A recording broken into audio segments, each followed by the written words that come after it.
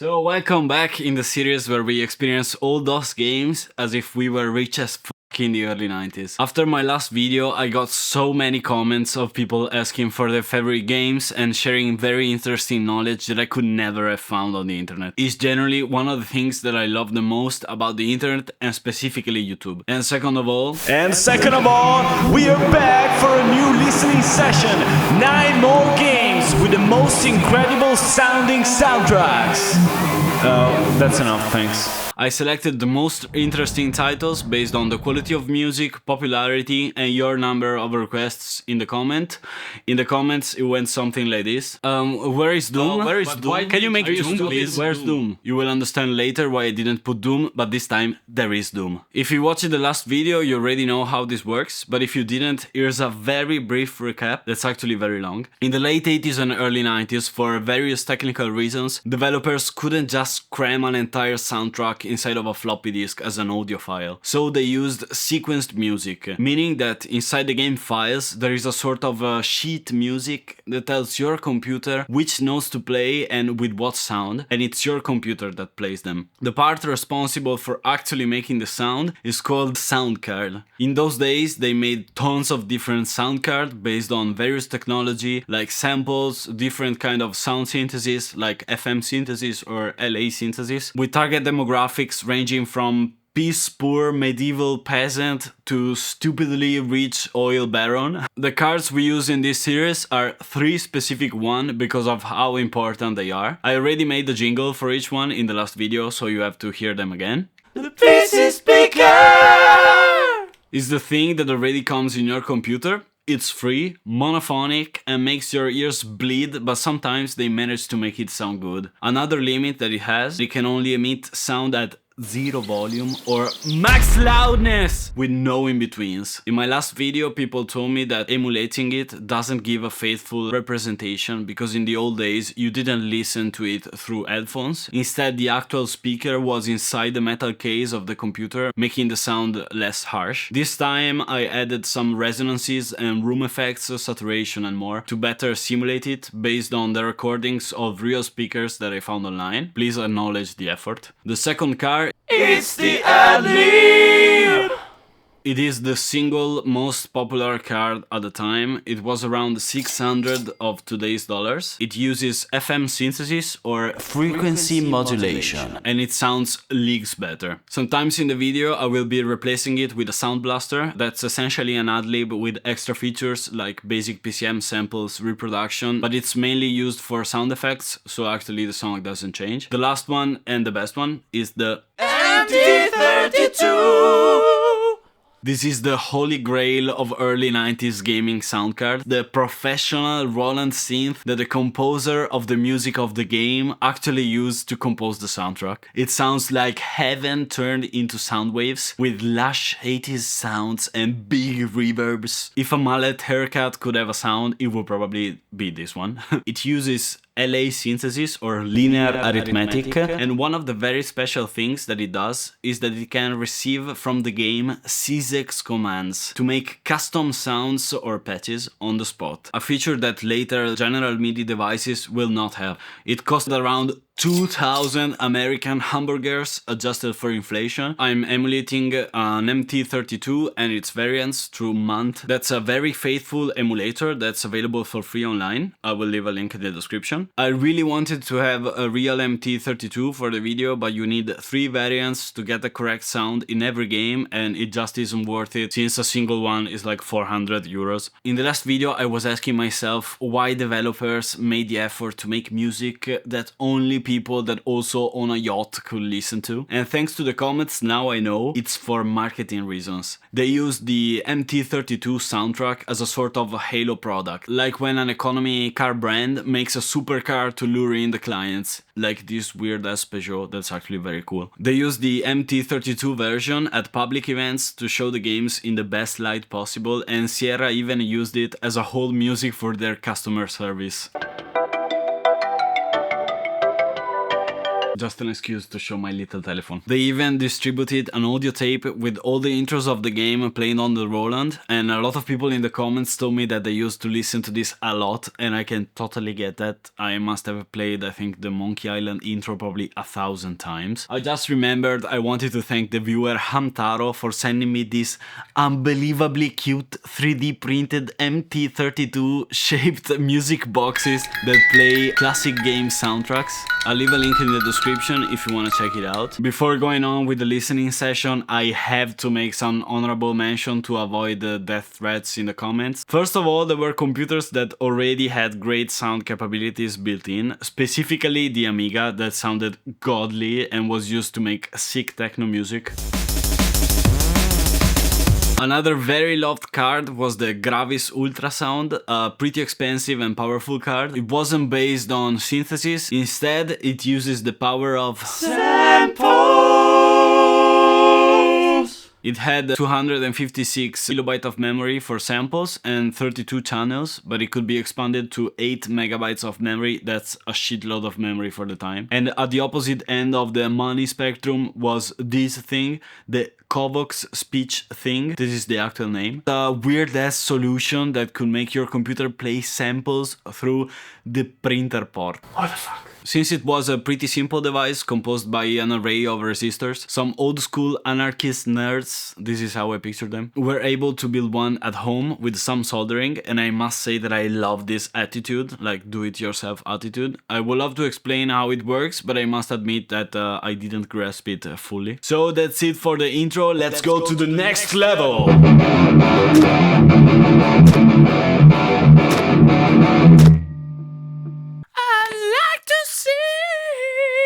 So here we are in my virtual studio, thanks to my professional green screen that is actually just my green bed sheets that I found once at my parents' house. I selected for you 9 games of the MT-32 era, with some cool exception that I'm really excited to show you. Doom is the last one. Last time I literally cried to the beauty of some of the masterpieces that we listened to, and just like last time I recorded all of this mostly just looking at meters, so I have no idea of how this will actually sound, letting me give you some real unfiltered musician tears and stunk faces probably. This time though I chose to arrange the games using the well-regarded chronological order, since all the OCD people in the comments got mad at me for using a sorting system based on my feelings at the time. So let's start! The first game is Loom, a game that has a lot in common with Doom, specifically most of the letters that compose the title. It was published in 1990 by Lucasfilm Games, the game company founded by the Star Wars guy,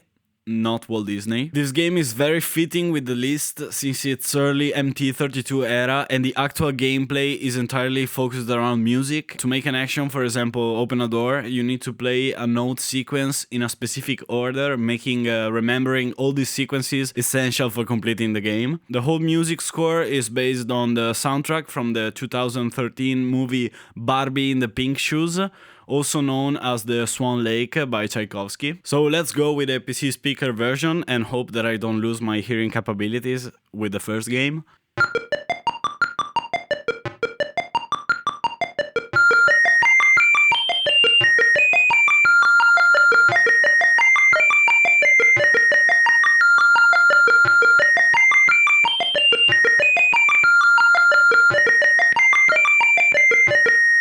My god.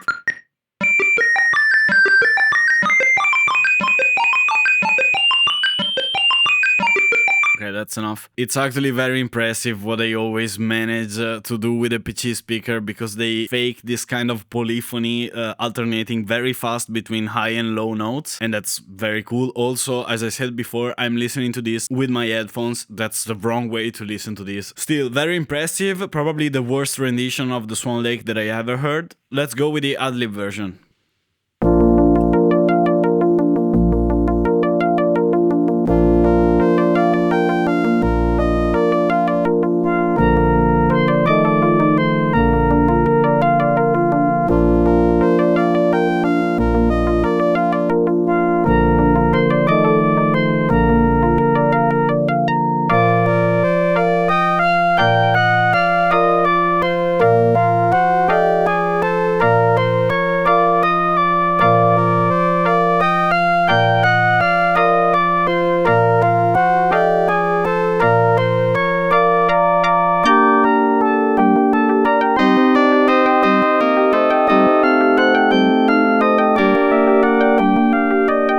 is something magical about orchestral arrangements listened through FM synthesis, early FM synthesis. I liked it, it's a vibe. Let's go with the MT-32 version. I think that orchestral music is not the best for the MT-32, but let's check it out. There was no overture in the other versions.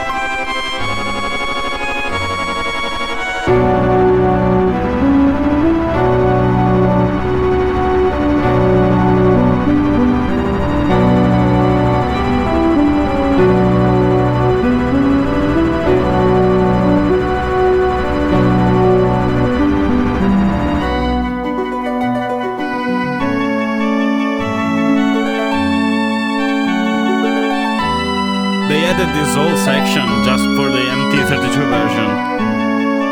It sounds glorious. Oh my god, I'm already crying. It's the first game.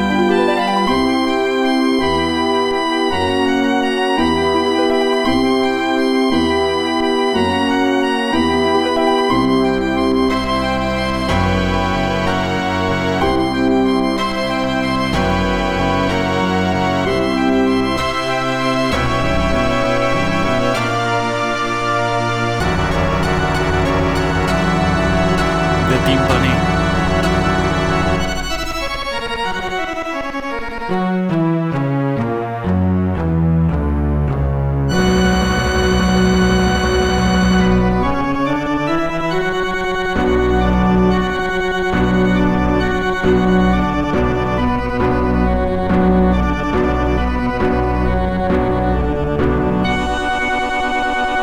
Like they added a full-on intro just for the MT-32 version. If you didn't have the Roland, you didn't play this game. That is obvious. That is very obvious. My god, and I thought that like orchestral music wouldn't work with the MT-32. Was I wrong? I also love the timpani, the percussions. I loved how the strings don't sound like strings, but like pure synths. It makes it a lot more sci-fi than it should be, and I loved it. Okay, the next game on the list is Wing Commander, made by Origin System in the same year, 1990. Like LucasArts, they also invented something similar to iMuse. That's a system that can change the music dynamically based on the gameplay and where you are at the moment, but it's less advanced than iMuse from LucasArts. The game is a space simulator that was famous for its stunning VGA graphics. Jokes aside, it does look great. Unfortunately, with PC Speaker you only get digital fart sounds in a range from wet farts to dry farts, so no music here. But I will make you briefly listen to the farts.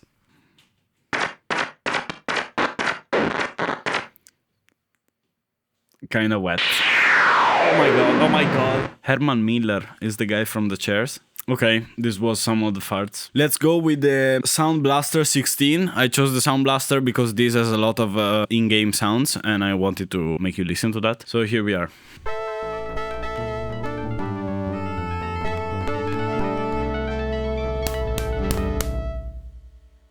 Oh, it starts with an orchestra.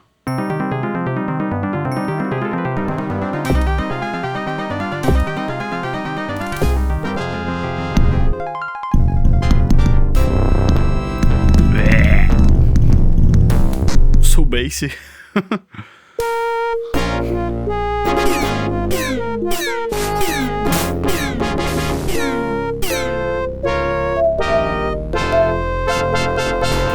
The graphics are insane. They look 3D.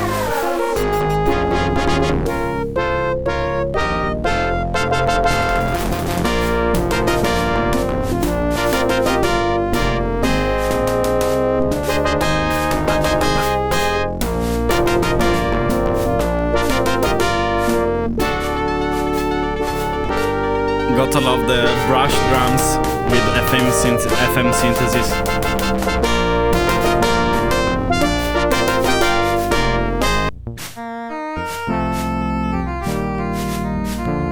These brushes, they literally sound like white noise with some envelope on it.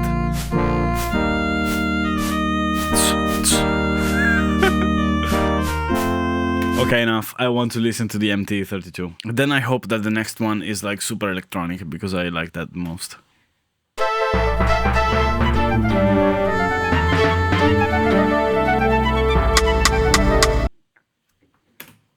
The sound that the stick of the director makes when he's trying to calm the orchestra. I know that sounds so good because I used it so many times. It's in the drum kit of the MT-32/E20 keyboard that I have.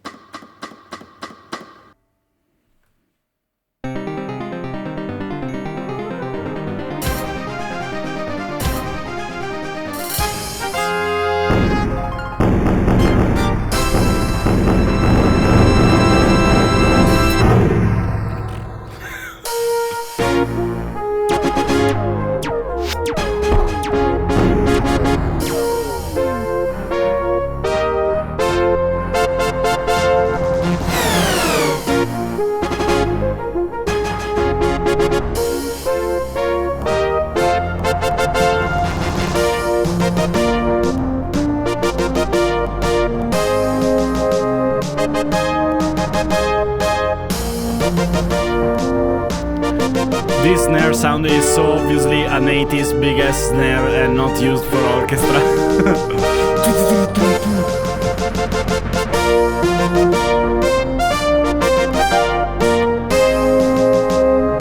Okay, cool. I liked it. I really want some electronic music now. I really hope that the next one is super electronic. But before going on with the video, I would like to introduce you to my first sponsor ever, and probably the coolest one I'll ever have. It's Music Power Up, a game where you play as, and please listen to this because it's unbelievably on point with my content. It's a game where you play as a game music composer in the 1980s. You have a room with a cool vintage computer that you can use to compose original soundtracks for the in-game games, featuring a super cute pixelated aesthetic and a whole-ass music production software inside the game. I'm not joking, there are scenes, samplers, sequencers and a lot of more tools that you can use to make music. I tried an early beta release and I just couldn't stop making the hardest techno. The complete game will also feature a story mode where you can go around town, get hired by game producers, read magazines, chat with other musicians, programmers, hackers. There's a character called Jenny who's a programmer that will also upgrade your music production up as you go, giving you even more things that you can play with. I honestly can't wait for the full thing to release. If you're interested, go wishlist this future classic probably on Steam. I'll leave a link in the description. Fun fact, the maker of this game used to work and actually was one of the co-founders of Arturia, the synth company and maker of my favorite music plugins. So be sure to check out Music Power Up on Steam. And now let's go with what will probably be my favorite game in the list. It's Police Quest 3 The Kindred. But why, you might ask? Police Quest 2 in the last video had the best music of the bunch. It had some heavy ass synthwave 80s music that sound straight out from Miami Vice or like a Carpenter movie. But not only this is the sequel of that game, but for the main theme they called Jan Hammer. That's the guy that did the actual Miami Vice soundtrack. It was published in 1991 by Sierra Online, the makers of the second one, and features the protagonist investigating a satanic cult. And I'm so ready to see what happens if you put Jan Hammer and Roland MT-32 in the same room. But first, let's make our ears bleed with the PC speaker version.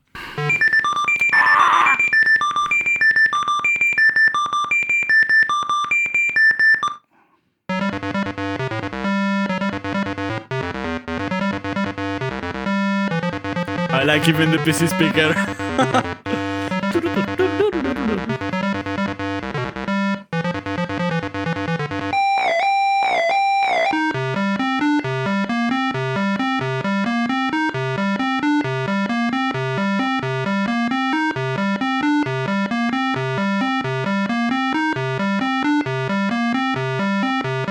Wow, the visuals. Ooh, digitized the real people. Okay, that was great for the PC speaker, and I really already like the theme. And also I have this theory that if you put reverb on anything, it will sound good. I think that this PC speaker version with some reverb and a fat-ass 505 drums will probably sound great.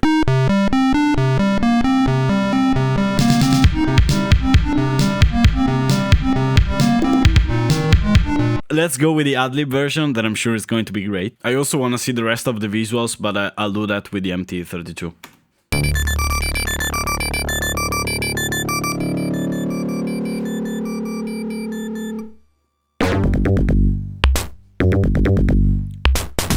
Bubble bass, FM bubble bass.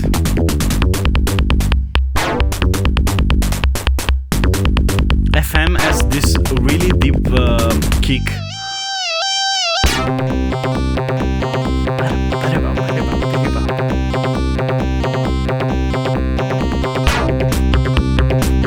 Yes, I like the drums.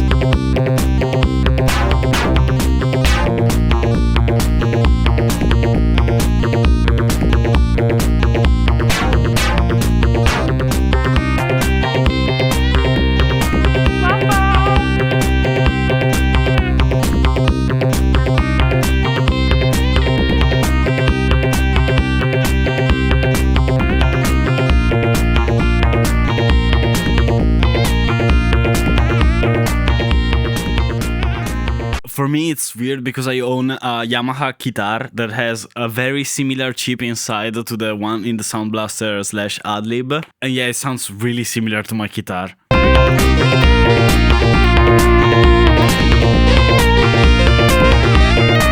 Okay, let's go with the definitive version of this already great soundtrack. But I think it will be hard to top the FM version. I really loved it.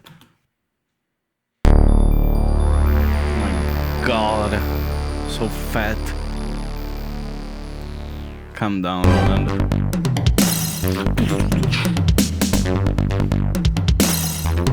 That broken glass sound.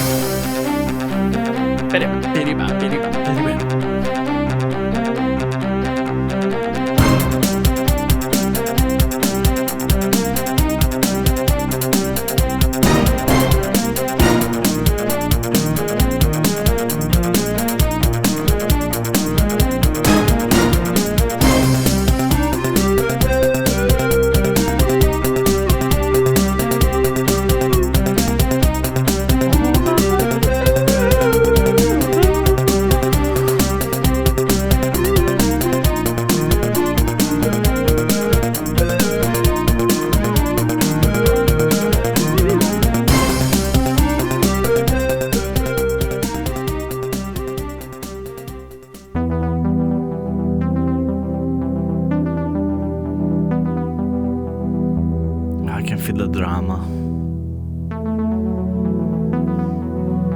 With Police Quest, you're not just watching some movie. Fuck, I really want to play this game. I know this sounds so well. This is one of my favorite patches.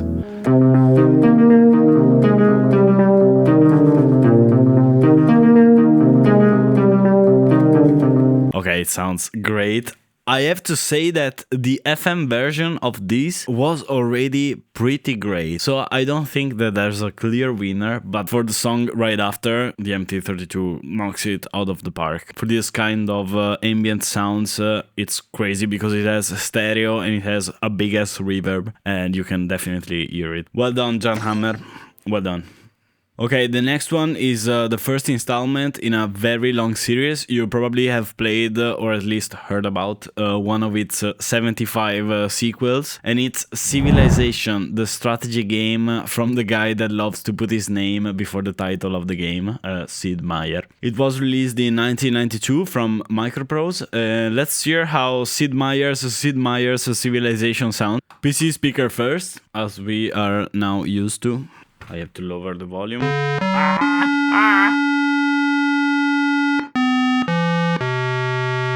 I always forget to lower the volume before the PC speaker.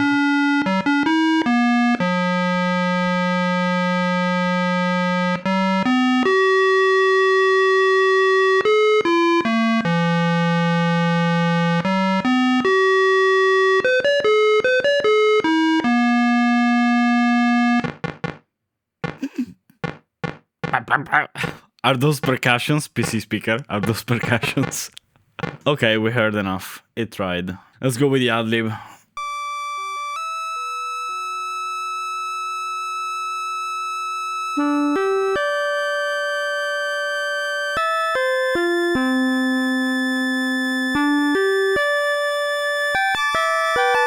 Todd Brizzi.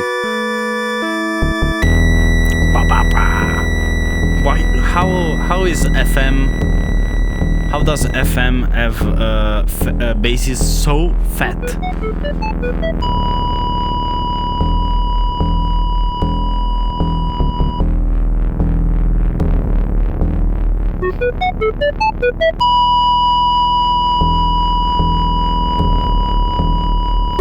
What octave is this? It's so low.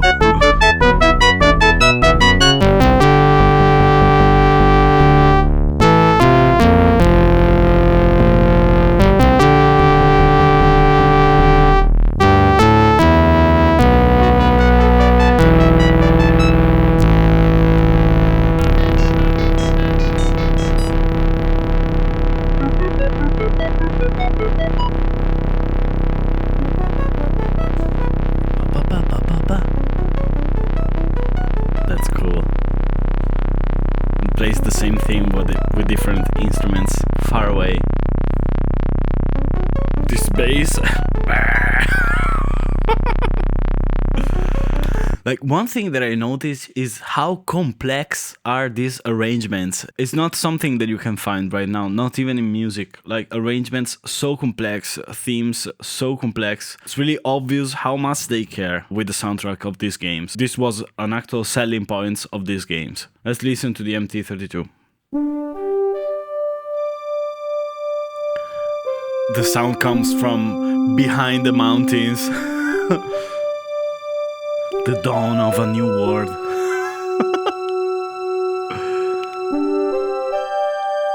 These harmonizations is weird. Is a fifth?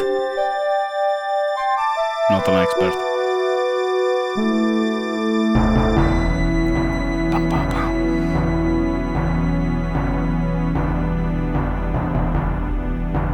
The brass synth.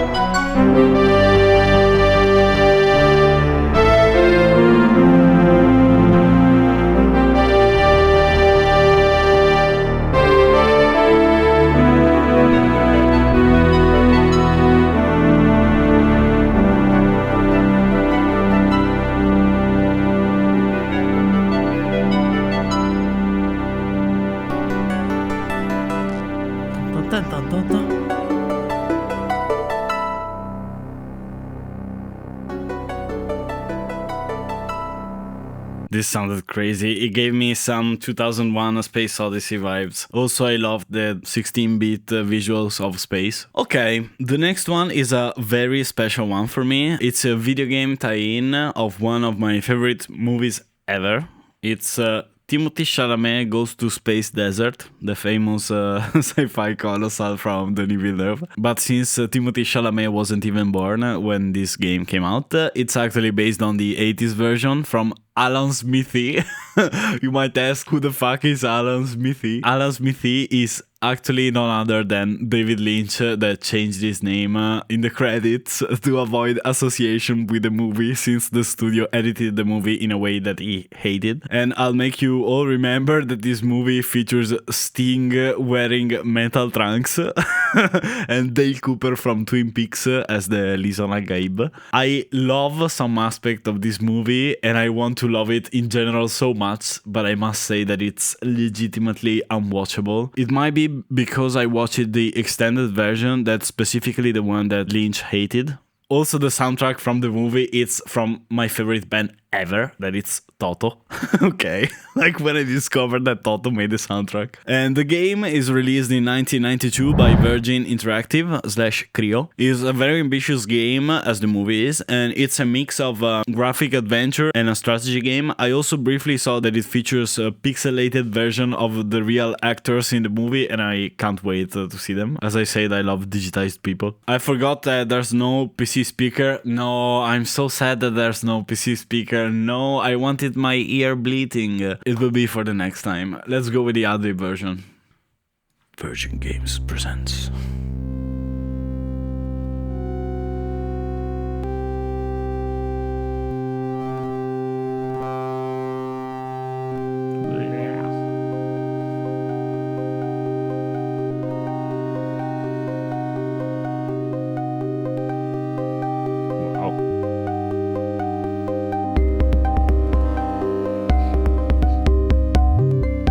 The drums, the slide in the bass, so 808.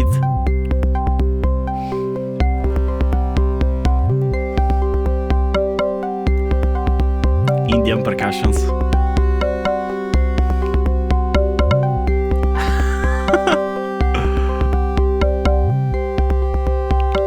The visuals are amazing.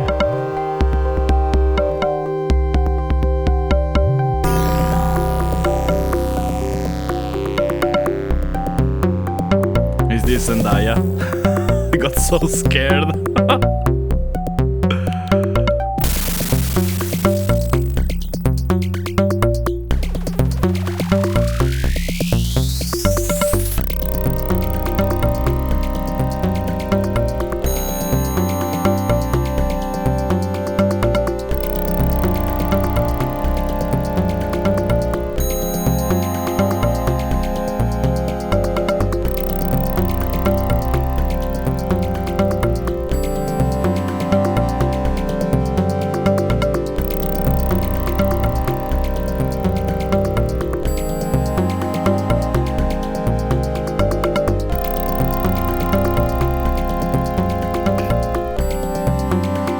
This thing, I think so.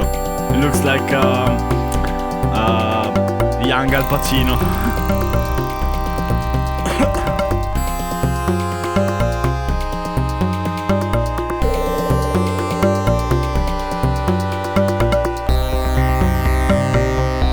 Hey, spoilers. I loved it. I loved it. One of my favorites. I loved all the percussions, the mood, and especially that slide in the bass that sounded really modern, from a modern trap beat or something. Great, great. It's gonna be hard to top this. Let's see how they manage with the sound from the MT-32.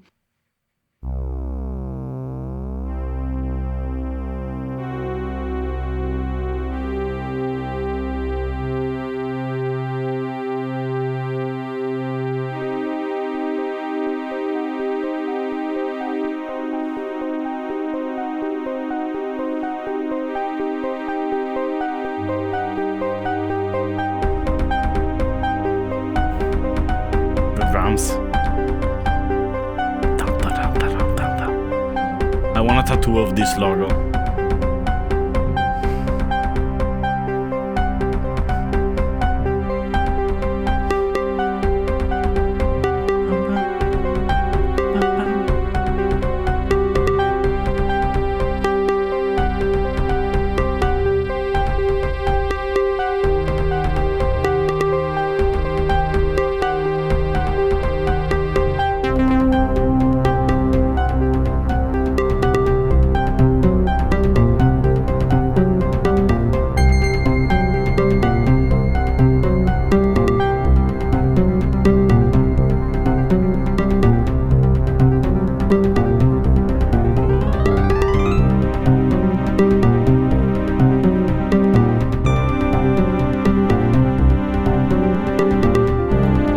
reflection on the water is crazy.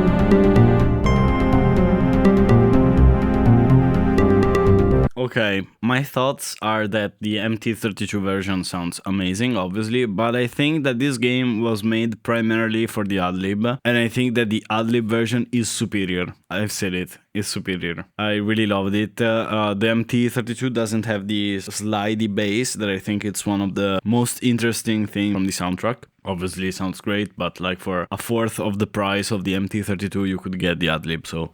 Okay, the next one is a weird one. Think about the guys that make the Battlefield series, DICE. You have 5 seconds to guess what kind of game they made here. You guessed right, it's pinball.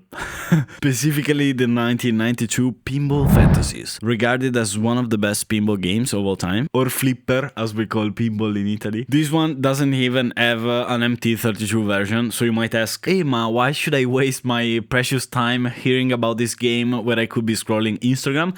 And yes, that will probably be more fun. But this is actually very interesting. The developers of this game managed to make the PC speaker sound actually good, and I mean like crazily good. They did it with a thing called beat banging. Contrary to what you might think, is actually not a new Pornhub category that involves 2 robots having sex. As you know, the PC speaker can only do simple beeps, either at no volume or at max volume. The programmers of this game found a way to switch it on and off thousands of times per second to draw the shape of a sound wave, like Digital Audio Works or PCM, so they can play digital music like samples with the PC speaker.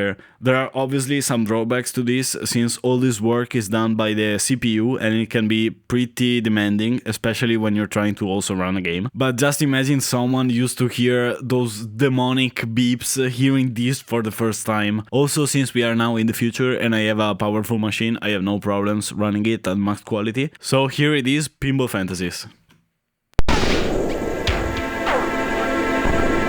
PC speaker, guys. It should have been crunchier than this, but I'm running it at max quality.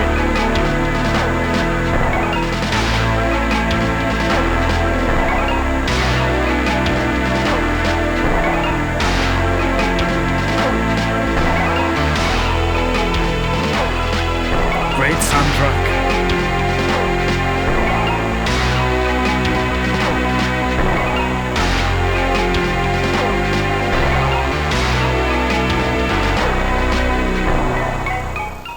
Slows down.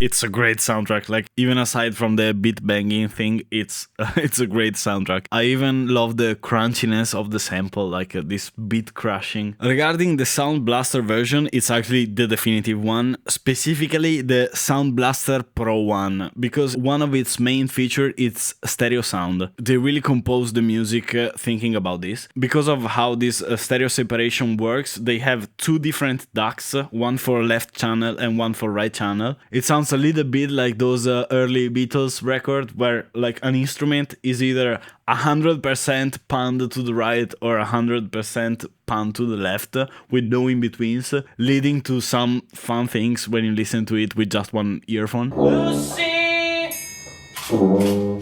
Diamonds! So let's hear how it sounds in glorious stereo sound.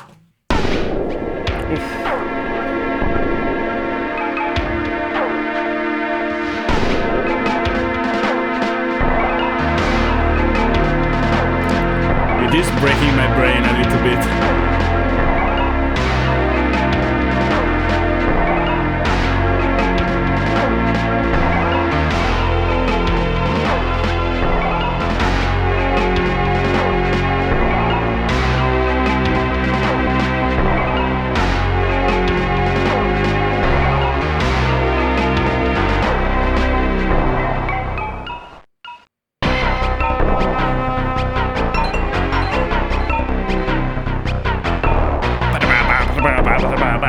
wanna remix this so much.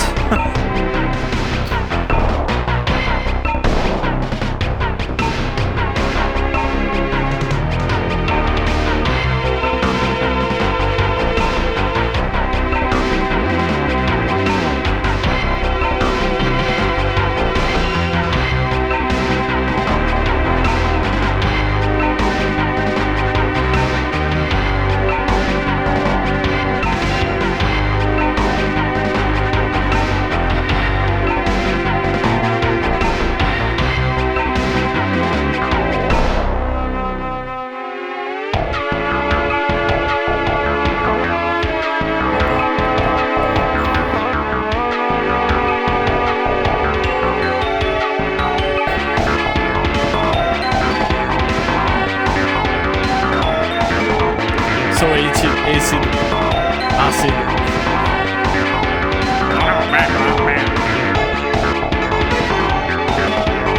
This sounds great, I understand why it's so iconic. The next game is Day of the Tentacle, published by LucasArts in 1993. It's the sequel of Maniac Mansion, and it's one of the first games from the developer to be a talkie, meaning it's fully dubbed in the CD version at least. Obviously you couldn't fit the voices in the floppy one. Let's hear how it sounds on AdLib and MT-32. There's no PC speaker here, no place for the poor.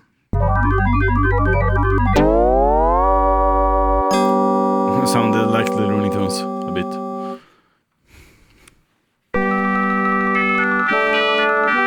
It's very Looney Tunes. Chuck Jones inspired. A lot. I love the expressionist design.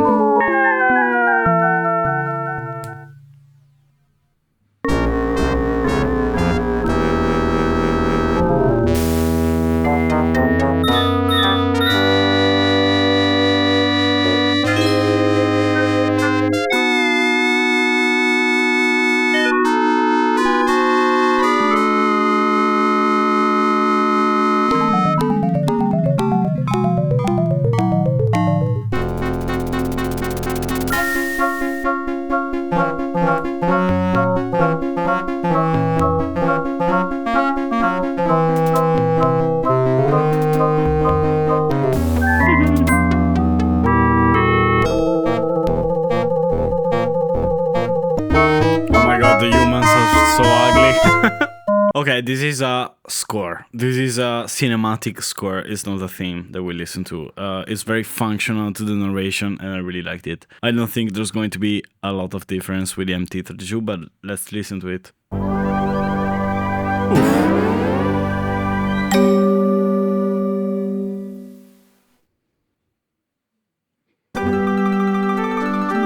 Oh, there's a lot of difference.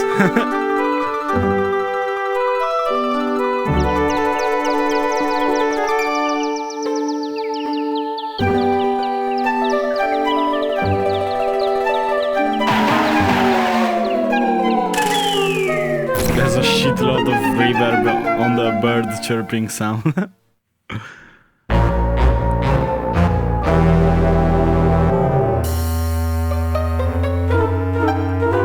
The pizzicato on the strings.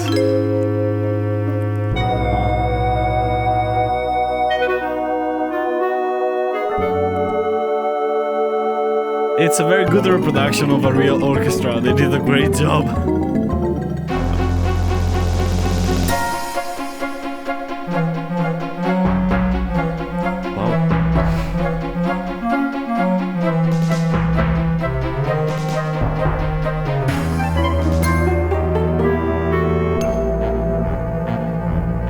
This is very convincing, like usually MT-32 sounds synthy, if you know what I mean. This sounds like an orchestra.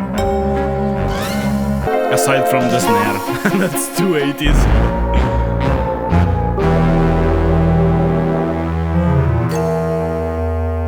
Great job, it sounded crazy. At times, it fooled me into believing that it's a real orchestra. They did a really great job with the sound patches that the MT-32 has, and I know them very well. It's hard to make something sound organic, and they managed it. The next game is from the sci-fi franchise we all know, that famously has no bad movies in it, Walt Disney's Star Wars. The game is called X-Wing, the famous spaceship used by the Rebels. That's also featured on my right wrist. I also have a TIE fighter on the other arm, making this a sort of a nerd version of a cringe yin and yang tattoo that made millennials who got it feel so unique in the 2010s. This one does feature iMuse, the dynamic soundtrack system used by LucasArts in some of their games that I told you about, and it lets the music change dynamically based on the gameplay. Since this is a later game, published in 1993, we can't enjoy digital farts from the PC speaker this time. Again, I think we will manage though. Let's go for the Sound Blaster rendition of the Star Wars theme, as intended by John Williams. Guys, this is Emma from the future. YouTube demonetized the video because of the next two games that I put, so I had to cut them and put them in this video instead. So click here to see the last part of the video.